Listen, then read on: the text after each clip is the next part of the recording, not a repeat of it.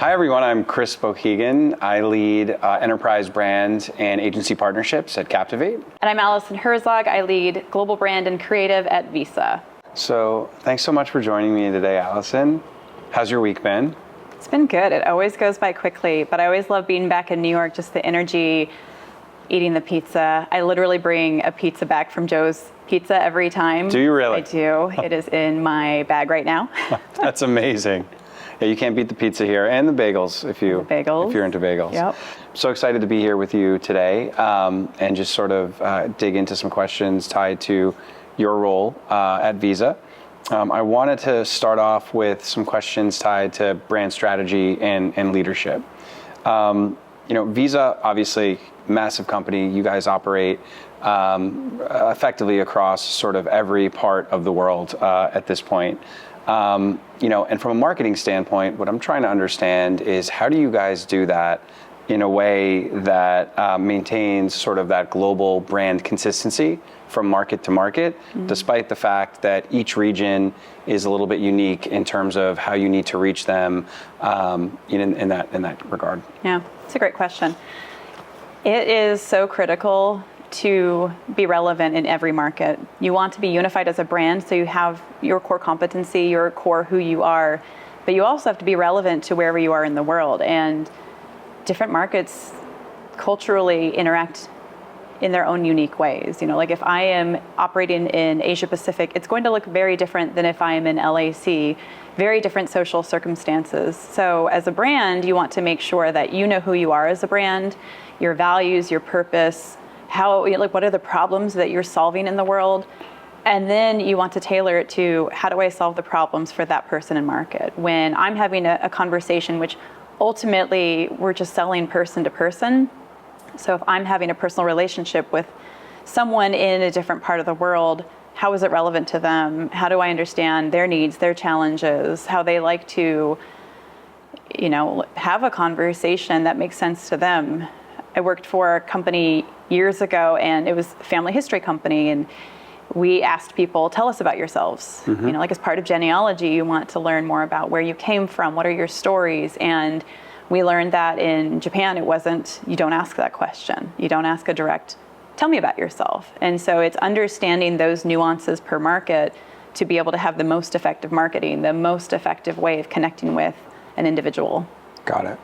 And to build on that from a structural standpoint, right? I think oftentimes, we come up and we work with partners and organizations. And part of their challenge at times, as it pertains to sort of what we do in the space tied to creator marketing, is you have this overarching sort of global brand positioning, right? But you have those nuances from market to market, and within those markets, you have specific teams as well too.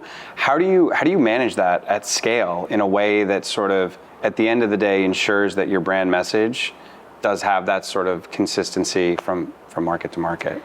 It is so dependent on having the right people on your team. And that's why making sure you're hiring smart people and you're not trying to globally centralize the team and say, oh, we're a global company, but almost all of our people are going to be in North America. Because I don't know the different places in the world. And so it's so critical to have the right people and be placed in market. And it's then a combination of making sure they know the brand. So every employee needs to be able to understand the brand story. They need to be able to understand who we are, the problems we solve, and then they need to be able to take it to their market and to translate that. They also then need to make sure they're educating wherever that company is based, so that, of course, naturally, wherever your headquarters is, you're going to have a high concentration of your employee count. But it's really this relationship of global coming out, having the right people in market, having the right employees who translate the brand, who make sure we show up the right way, and then having them educate us back in terms of making sure we understand what it means to be global, what it means to be relevant in market. Got it. So it's about having that trust in the teams, sort of in those different markets, but then also building in that sort of feedback loop to understand that some of those unique nuances in each market are understood. Yeah, completely, because it is, something's going to be very different depending on where you're at in the world. And so it really does depend on these people getting it right. And we have very smart people who are complete trust in them that help us to do better every day. Great. Love that. A question tied to purpose-driven marketing. Visa as a company has a strong focus on financial inclusion. How do you integrate this purpose into some of your global marketing strategies? And what leadership role do you ultimately do to ensure that it stays sort of front and center in your messaging and marketing? I love this question. Inclusion is such a critical thing to me. What I love about Visa is that we are putting the ability to accept payments in the hands of what we call micro merchants, so very small businesses. You could have a street cart selling some sort of food in Indonesia and accept payments, and it transforms your world or ability to do business on a totally different level, totally different scale. You could have a mom and pop shop here in the US. COVID changed things so much, right? So many companies, businesses were cash only, and suddenly you couldn't, for so many reasons, do that, whether it was concern with touching cash, like having that type of a thing, or being able to accept online orders. Something that Visa is able to do because of our technology, because of our payment capabilities, is all of a sudden it opens up a world of possibilities. There is a great story of a small business here in the US that teaches, it's an exercise company, and they couldn't do their local studio classes. So they started going online, and they could accept payments from different countries, and they were broadcasting and accepting payments from companies in Europe. They were accepting payments from individuals in Europe who were taking these exercise classes, but here they are, this relatively small studio in North America. I love the ability to change the world in which we accept payments, because suddenly something that is local can become global, can become accessible to anybody. And tiny businesses, Uber was a tiny business at one point, and now they're massive. So again, it allows you to scale in a totally different way. I love that example, hearing about a small business, in the city that, maybe 10, 15 years ago, that sort of opportunity to scale very quickly on a global level might be a little bit more limited, but through Visa, the ability to sort of accept those payments across different countries and really broadcast those classes out, sounds like virtually to the world, is an opportunity. Yeah. That's great. And helped them survive COVID. Yeah. It's those small things that you don't think about that make a big difference. Absolutely. So talking a little bit more about sort of the leadership and sort of culture at Visa, how do you sort of as a leader really foster creativity and innovation within your marketing teams, right? It's a bit of a balancing act, and in doing that, sort of still balancing it with maintaining the discipline that's ultimately required to really lead a global brand like Visa? I am a big fan of psychological safety and building trust within teams. It's one of the most critical things you can do to have success in your career, and to have a successful team and a successful marketing output is, do people feel like when they come into a room that they are safe to have open conversations, that they can say, I don't think that's quite the right idea. I think it is critical to have kind, good humans in a room. I have a no jerks policy. I don't have time for it. I don't have patience for it. The way you get the best out of people is providing a safe environment and not allowing negativity to creep in.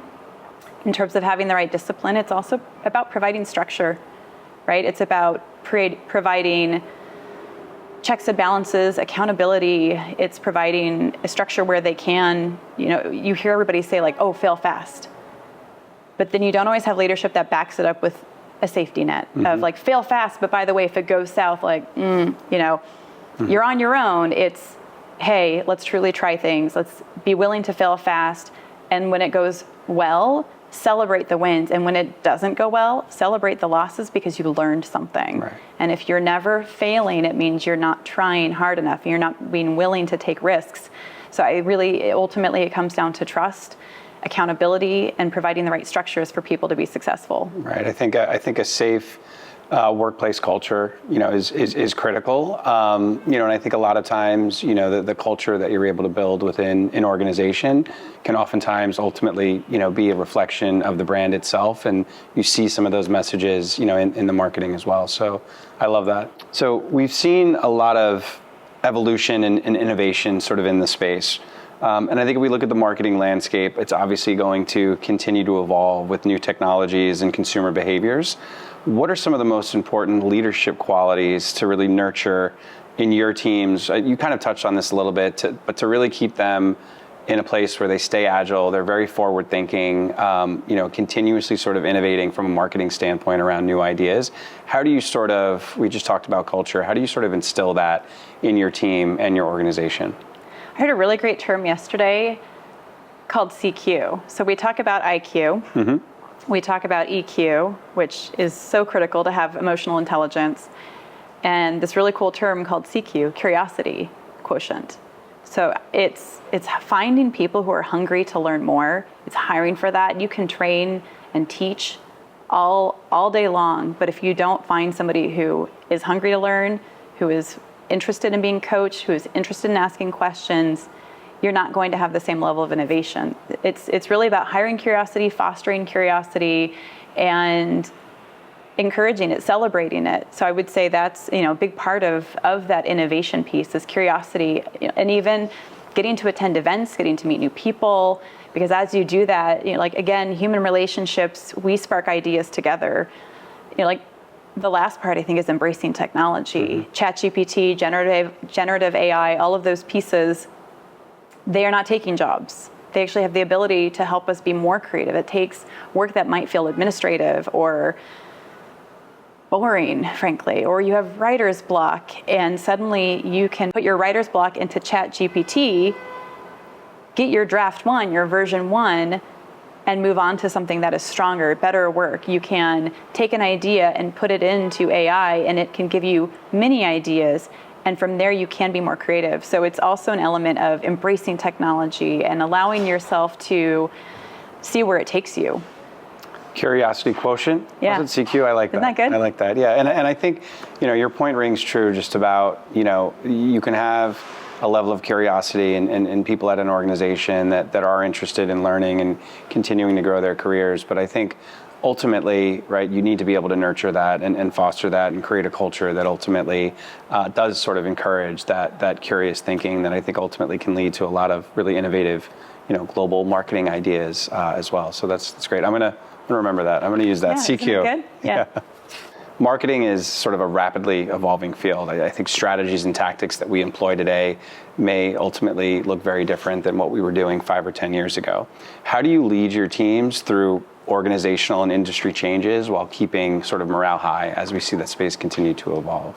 Human relationships are key, and with organizational change and industry change, it's about having those intact. It's about building those. It's about nurturing those. Because every company is going to go through a hard time. Every industry is going to go through a hard time. The economy goes through hard times. And it's being innovative through those hard times that I think makes the difference. It's knowing that technology evolves, whether it's your own technology and solution or it's the ones that you're working with that help make you smarter. It's embracing those. It's really about loving change. And again, recognizing the fact that as humans, we are wired for evolution. And as humans, building the relationships so that we can accept change, that we can feel comfortable with discomfort. I'm a distance runner, and I follow a lot of ultramarathoners on Instagram, and that was there's just the mention of becoming comfortable with discomfort that has really resonated with me and stuck with me. And it's allowing people and reminding people that discomfort is a good thing. It helps you build those muscles to be stronger. It helps you to run farther and faster. That's what it comes to embracing change and challenge, knowing that you're going to come out ahead. I love that. And so how far do you typically run?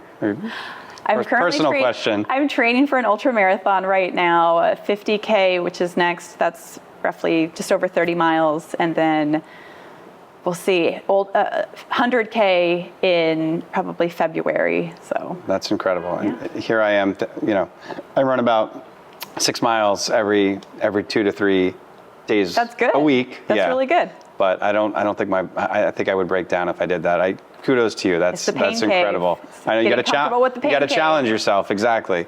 As we look ahead to next year, what are some of the trends that you're really excited about in the space as they can sort of pertain to marketing? I'll give you an example. I think, this week we've continued to hear a lot about AI and the excitement around AI and how it's empowering teams and sort of playing different roles in planning, strategy, execution. How do you see something like AI ultimately fitting into Visa's, marketing strategy for next year? I think it's about making us smarter, faster, and being able to find those nuances. I was talking to a technology provider yesterday, and I love market research. My career started in market research years ago when you would pick up the phone and cold call people and ask them questions, and then from there you'd qualify and go to focus groups. And now there's the ability to do market research at scale. You still want that humanity, you still want that nuance of talking to somebody in a room, but because of AI, you can very quickly test messages. You can, before you put all your ad buy or all of your creative budget into developing a really big campaign, now you can actually get in front of it and serve up a concept, serve up a piece of creative with 3 different messages attached. You might have a theory or philosophy of this is what I think these customers are looking for, what they need, challenges, opportunities, pain points. But those are theories until you get them in front of that market and you test it and you see, actually, this is not the thing they care about the most. I work very closely with product and sales, and marketing has this sweet spot of being able to know customers and connect with customers and make sure that we're knowing if our products are working well, if it's what our clients are actually looking for, what there's demand for, because that then equips our sales folks to be successful.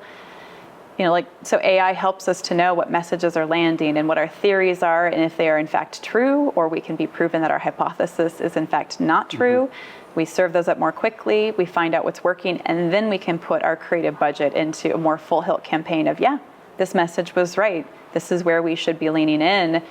We're onto something here, which then means when sales are having conversations with clients, they know perhaps how to have a steer into those as well. Right. AI, I think, can help us move more quickly, be faster, be smarter. And then the other part is, again, it takes off administrative lift of things that might make us get stuck in the mud. Suddenly, it can give us our first draft. And then from there, we can make it smarter, and it can help us ideate and even tonality, put tonality in there in a way that we wouldn't have thought. I haven't tested it on sarcasm yet, so we'll see. That could be fun. Might not be there yet, but we'll. I might offend it with my sarcasm, but AI, I think, just helps us to move more quickly and find the nuances. I do think it's still really critical to balance it with humanity. I think it's really critical to balance it with what only we can bring, and AI will never be able to replicate, which is that creativity and strategy. Agreed. Alison, it was so great to sit down with you. Thank you so much for taking the time to sort of just talk through marketing at Visa and sort of really your approach, from a marketing standpoint and with the teams within your organization. Thank you. Yeah, thank you. It was a great conversation.